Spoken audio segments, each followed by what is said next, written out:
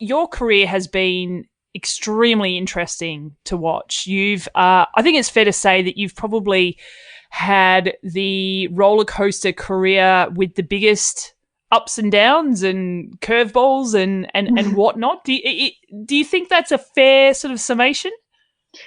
I think so in terms of like the trajectory of my career. Like it started at a really big high when I was quite young and Yeah.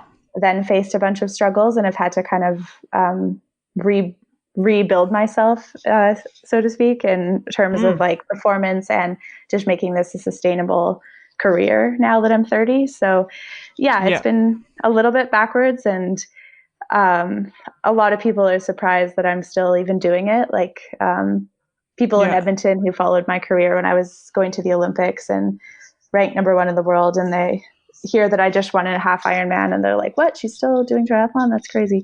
So it's such a long time that I've been in this and without break. And although it looks like I took a big break in the middle or didn't race or whatever, I've been trying all along to get back to having good performances. So yeah, very, very roller coaster type career, I'd say.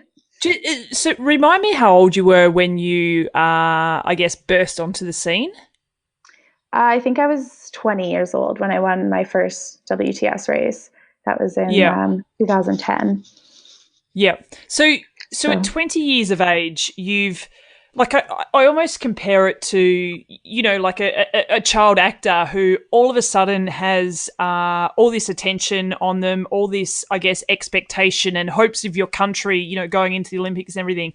So there's all this, and correct me if I'm wrong, but all this pressure on such a young person who hasn't fully grown into themselves as a human being yet. And we saw you struggle with, you know, injuries and whatnot after that.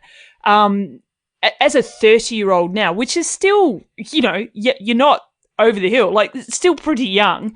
But do you feel like you've learnt so much about yourself that and some of those things that you have learnt about yourself, you wish you knew when you were 20s to be able to handle that? Even like, and I'm talking about the highs as well as the lows. Yeah, I actually gave a keynote talk at my old swim club in Edmonton a couple of months ago, and talking to a room full of 16-year-old kids who are kind of at the beginning of when they're going to start qualifying for Olympic trials and things like that. And part of my message to them was, what are 5 things that I wish I had known when I was your age? And that's kind of when I was bursting onto the scenes. And now as a 30-year-old looking back, what would I have done differently? And my main message, I think, was knowing when to step back and take a break. And that was something I wasn't very good at. And when an injury did come on, I would push through it, and to the point where I was forced to stop instead of just kind of backing off when things started to get bad or felt an injury coming on. And so I think it just ultimately prolonged all of the injuries that I did have, especially around the time of the London Olympics. I was just too scared to take a break, and felt like I was invincible a little bit because I had just come off this streak of winning a bunch of races. So that's like the main thing sort of that I've taken into my career now is I'm not scared to take a day off running if I need to. And ultimately that'll lead to less missed days of training and less missed races. Obviously it's still hard to adjust things. I just want to keep training hard every day, but I know my body is pretty injury prone and fragile, and I just kind of adapt my training with that in mind. So that's the biggest lesson, I think. So in saying that, and I'm not trying to pass the blame or anything, but you know, you're a young athlete. You're going through the system in terms of your Triathlon Canada. You know, you're working closely with coaches. I assume psychologists. You know, there should be a team around you. How much?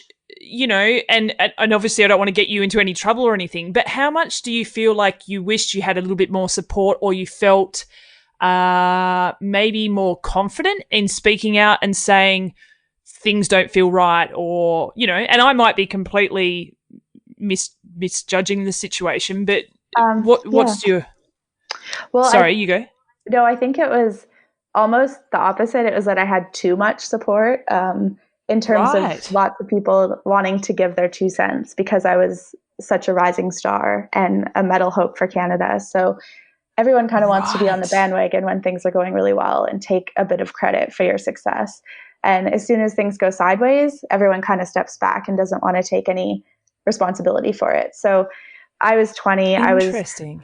seeing like maybe 3 different doctors, 2 different physios, speaking to several sports psychologists. And I had all of the support and funding I could ever want because I was a medal hope. So I was basically like Triathlon Canada's targeted athlete, and all of the funding was like whatever I need to get a medal, I could have. So to a point that was too overwhelming, and I don't blame any Right. one of them. I appreciated all of their expertise, but I think what I should have done was just kept a smaller circle of people that I trusted, and like one coach, one doctor, one physical therapist, and just use that as my like circle of trust instead of expanding and searching for answers and going to see a bunch of different physical therapists to solve this injury problem that I had, when ultimately I just needed to take a month off or something.